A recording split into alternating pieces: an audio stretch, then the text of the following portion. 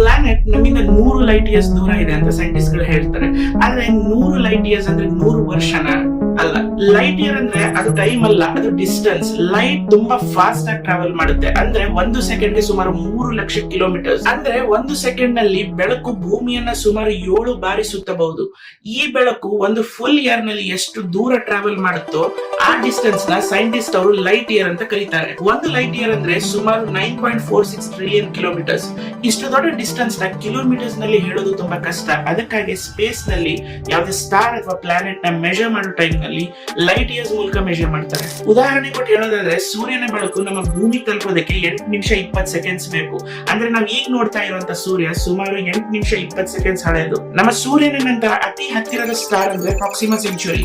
ಇದು ನಮ್ಮಿಂದ ಸುಮಾರು 4.24 ಲೈಟ್ ಇಯರ್ಸ್ ದೂರ ಇದೆ. ಅಂದ್ರೆ ಇವತ್ತು ಪ್ರಾಕ್ಸಿಮಾ ಸೆಂಚುರಿನ ಬೆಳಕು ನಮ್ಮ ಕಣ್ಣಿಗೆ ತಲುಪ್ತಾ ಇದೆ ಅಂದ್ರೆ ಅದು 4 ವರ್ಷದ ಹಿಂದೆ ಟ್ರಾವೆಲ್ ಮಾಡೋದಕ್ಕೆ ಸ್ಟಾರ್ಟ್ ಮಾಡಿತ್ತು ಅಂತ ಅರ್ಥ. ದಟ್ಸ್ ವೈ ಯಾವಾಗಾದ್ರೂ ಸೈಂಟಿಸ್ಟ್ ಹೇಳ್ತಾರೆ ನೋಡಿ, ಆ ಸ್ಟಾರ್ 100 ಲೈಟ್ ಇಯರ್ಸ್ ದೂರ ಇದೆ ಅಂತ. ನಾವೀಗ ನೋಡ್ತಾ ಇರೋದು ಕೂಡ 100 ಲೈಟ್ ಇಯರ್ಸ್ ಹಳೆಯದಾದಂತ ಸ್ಟಾರ್. ಈಗ ಆ ಸ್ಟಾರ್ ನ ಪ್ರೆಸೆಂಟ್ ಕಂಡೀಷನ್ ಅದು ಇದೆಯಾ ಅಥವಾ ಎಕ್ಸ್ಪ್ಲೋರ್ಡ್ ಆಗಿದೆಯಾ ಅದು ಯಾರಿಗೂ ಗೊತ್ತಿಲ್ಲ. ಹಾಗಾಗಿ ಆಲ್ವೇಸ್ ರಿಮೆಂಬರ್, ನೀವು ಯಾವಾಗಾದ್ರೂ ಟೆಲಿಸ್ಕೋಪ್ ನ ಯೂಸ್ ಮಾಡಿ ಯೂನಿವರ್ಸ್ ನ ಅಬ್ಸರ್ವ್ ಮಾಡ್ತಾ ಇದ್ರೆ ಟೆಲಿಸ್ಕೋಪ್ ಬರೀ ದೂರದ ವಸ್ತುನ ನಿಮ್ಗೆ ತೋರಿಸ್ತಾ ಇಲ್ಲ, ಅದು ಯೂನಿವರ್ಸ್ ನ ಪಾಸ್ಟ್ ಟೈಮ್ ನ ತೋರಿಸ್ತಾ ಇರುವಂತ ಟೈಮ್ ಮಷೀನ್.